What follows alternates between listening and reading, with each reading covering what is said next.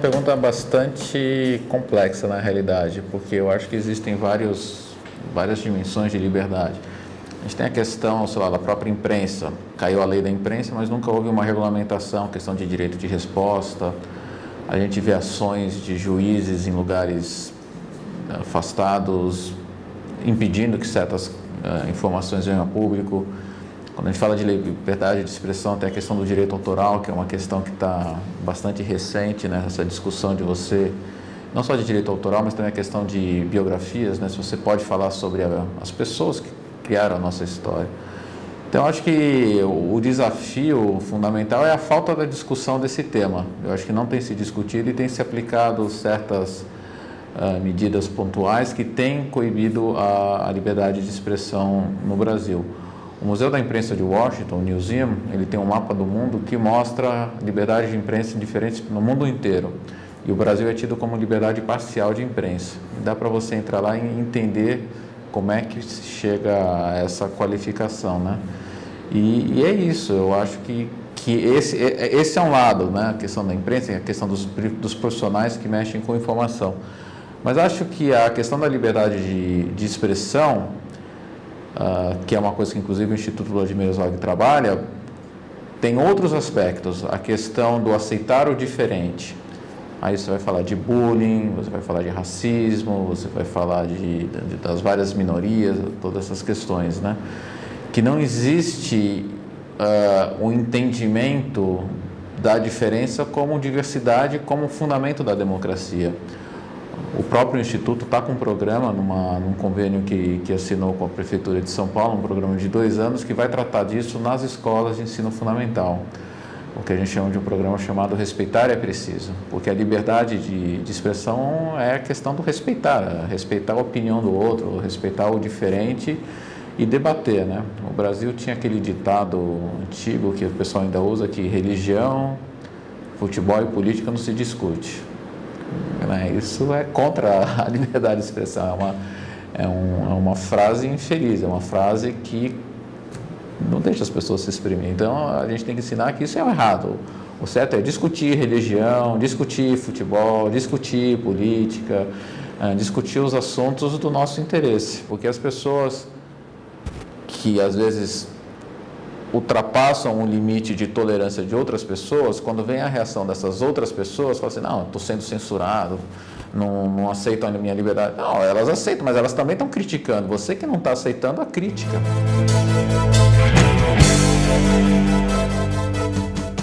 Os processos sociais, eles têm que vir de baixo para cima.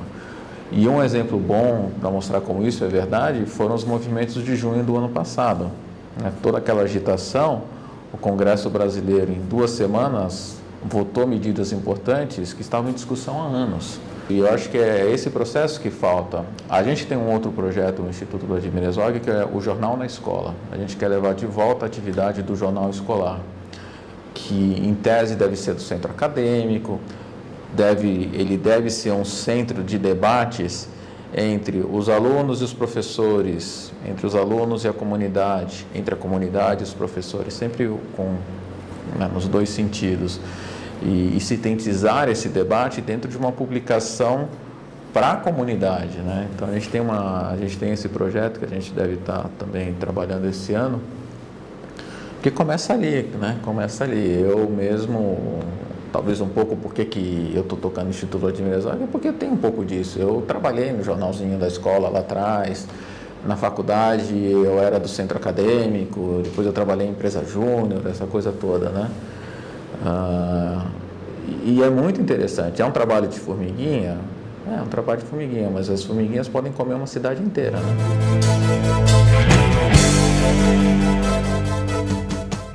O que motivou a criação do Vlado Proteção Jornalistas são as inúmeras ações de violência contra jornalistas, porque eles estão incomodando áreas de poder econômico normalmente, né? Então, o Brasil hoje é um dos países que mais se assassina jornalistas no mundo, é um dos 5 países que mais se morre jornalistas no mundo, é um dos 10 piores países do mundo para o trabalho da imprensa. E esses crimes, isso só do ponto de vista de morte, depois você tem N ameaças. Então, em 2012, um grande jornalista da Folha de São Paulo teve que sair do país, porque estava sendo ameaçado ele e a família dele de morte por um indivíduo que hoje é um dos principais vereadores da Câmara de São Paulo. A gente tem muito a lamentar, né? E esses crimes e essas ameaças, as pessoas nem ficavam sabendo que isso estava acontecendo. Então, o lado da proteção aos jornalistas trabalha de duas maneiras. Uma é recolhendo essa informação e dando visibilidade a essa informação, publicando através dessas várias entidades. E a outra coisa é também dando assessoria jurídica para esses jornalistas que estão se sentindo ameaçados. Esse ano é um ano muito importante, né? Um ano único, são 50 anos do golpe de 64. Então a gente tem uma série de coisas que vão acontecer entre março e abril. A gente está lançando um livro sobre esses 50 anos do Brasil. A gente chama 50 anos conquistando a democracia, do golpe de 64 à Comissão Nacional da Verdade. Esse é um livro que a gente lança agora em março. A gente vai ter um concerto no dia 30 de março na Sala São Paulo, com uma pianista norte-americana, um recital. Vai tocar El Pueblo Unido Jamais Será Vencido. Depois, no dia 31 de março, 1º de abril 2 e 3, nós vamos estar com 2 peças sendo encenadas no Tucarena, 2 peças da década de 70, peças que foram censuradas pela ditadura, peça Patética, de João Ribeiro Chaves, e a outra, Ponto de Partida, do Gianfrancesco Guarnieri, né? Vão ser encenados, inclusive, com boa parte do elenco original da década de 70.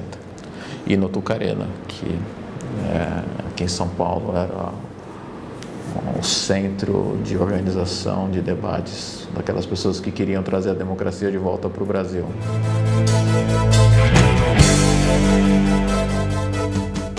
Uma das coisas que mais atrapalha a liberdade de expressão no Brasil e talvez até no mundo, é interessante, isso daqui é uma coisa bastante, vamos dizer assim, controversa, mas é a internet. Tem uma frase famosa que diz o seguinte, que a internet aproxima aqueles que estão distantes, mas ela distancia aqueles que estão próximos, né? E distanciar aqueles que estão próximos é muito complicado, porque quem são aqueles que estão próximos? São seus amigos, são seus companheiros de trabalho, são aquele seu círculo de referência. E esse processo de distanciamento, ele automaticamente reduz a comunicação. E a gente tem essa dificuldade, a gente sente isso nos nossos eventos, a gente tem muita dificuldade de trazer pessoas. As pessoas comparecerem fisicamente para as coisas, está muito difícil. Quando a gente fez esse evento do Museu da Imprensa, da Proteção aos Jornalistas, esse debate, no ano passado, seminário, veio o presidente do Museu da Imprensa. E ele falou assim, você acha que a internet vai acabar com o jornalismo? E ele deu uma resposta ótima, extremamente simples, mas eu nunca tinha parado para pensar. Ele falou assim, olha, no começo do século passado, quando chegou o rádio, o pessoal achou que ia acabar o jornal. E o jornal não acabou. Aí veio a televisão, e o pessoal achou que ia acabar com o rádio e ia acabar com o jornal. E não acabou. E agora vem a internet. O debate é extremamente complexo.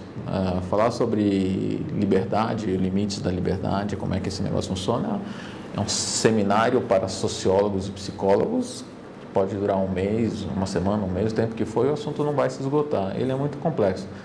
Mas tentando simplificar e trazer para o nosso mundinho, eu acho que começa simplesmente com a gente conversando, estando junto, as pessoas estando juntas, umas conversando com as outras, a gente entendendo que as pessoas são diferentes e aí, junto com liberdade, tem a questão do respeito. Quando a gente foi criar o Instituto Vladimir Herzog, a gente foi conversar com várias pessoas, e uma das pessoas que a gente conversou foi Dom Paulo Evaristo Arnes. Eu tenho isso até gravado em vídeo. E ele falou sobre essa questão de liberdade. Ele falou assim, liberdade é uma coisa muito perigosa. Veja o que aconteceu na Alemanha na Segunda Guerra. Então, qual que é o limite das liberdades? São seus valores. Dom Paulo Evaristo Arnes me falou isso há 5 anos atrás.